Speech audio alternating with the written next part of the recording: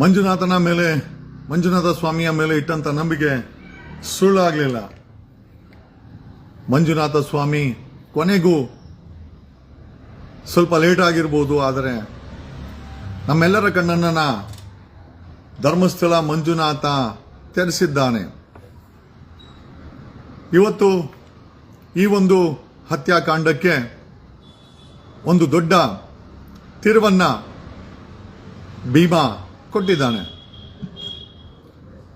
ಈ SIT, ಈ ತನಿಖೆ, ಈ ಭೀಮಾ, ಈ ಹೆಣ್ಣು ಮಕ್ಕಳ ವಿರುದ್ಧವಾಗಿ ಸತತವಾಗಿ ದಿಕ್ಕು ತಪ್ಪಿಸುವಂತ ಒಂದು ದೊಡ್ಡ ಷಡ್ಯಂತ್ರವನ್ನ ಒಂದು ದೊಡ್ಡ ಗುಂಪು ಮಾಡ್ಕೊಂಡ್ ಬರ್ತಾ ಇದೆ. ಅವರೆಲ್ಲ ಹತ್ರ ಅಧಿಕಾರ ಇದೆ. ಮೊದಲನೇದಾಗಿ I think all it started with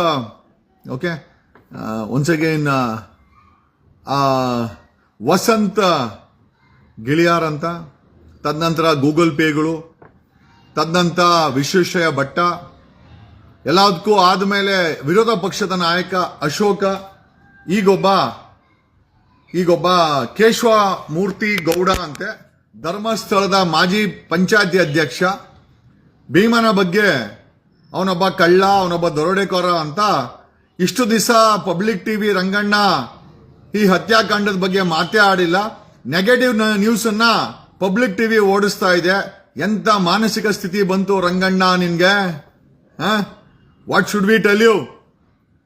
ಮಾಡಿ ಬೇಡ ಅಂತ ಇಲ್ಲ, ಕನಿಷ್ಠ ನೈತಿಕತೆಯನ್ನ ಮೆರಿಬೇಕಲ್ವಾ? ಇಲ್ಲೊಬ್ಬ ಹೇಳ್ತಾ ಇದ್ದಾನೆ, ಧರ್ಮಸ್ಥಳದ ಗ್ರಾಮದ ಒಂದು ಮಾಜಿ ಪಂಚಾಯತಿ ಅಧ್ಯಕ್ಷ, ಮೋಸ್ಟ್ಲಿ ಕಾಂಗ್ರೆಸ್ ಪಾರ್ಟಿ ಅಂತೆ.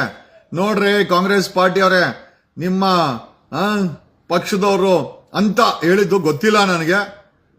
ಈ ವ್ಯಕ್ತಿ ಏನು ಆರೋಪ ಮಾಡ್ತಾ ಇದ್ದಾನೆ? ಇವ್ರಿಗೆಲ್ಲ SIT ನೋಟಿಸ್ ಕೊಟ್ಟು ಇವರನ್ನ ಕರೆಸ್ಕೊಳ್ಬೇಕು. ಈ ರೀತಿ ಮಿಥ್ಯ ಆರೋಪಗಳನ್ನ ಮಾಡಿ SITಯ ದಿಕ್ಕನ್ನ ಮತ್ತೆ ತನಿಖೆಯ ದಿಕ್ಕನ್ನ ತಪ್ಪಿಸ್ತಾ ಇದ್ದಾರೆ.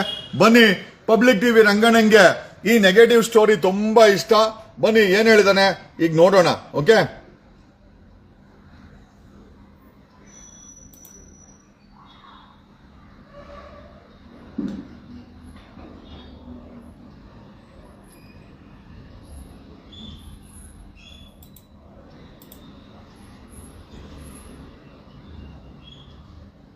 ಐಮ್ ಸಾರಿ, ಇದೇನು ಇದು ಬರ್ತಿಲ್ಲ. ಒಂದು ಸೆಕೆಂಡ್, ಜಸ್ಟ್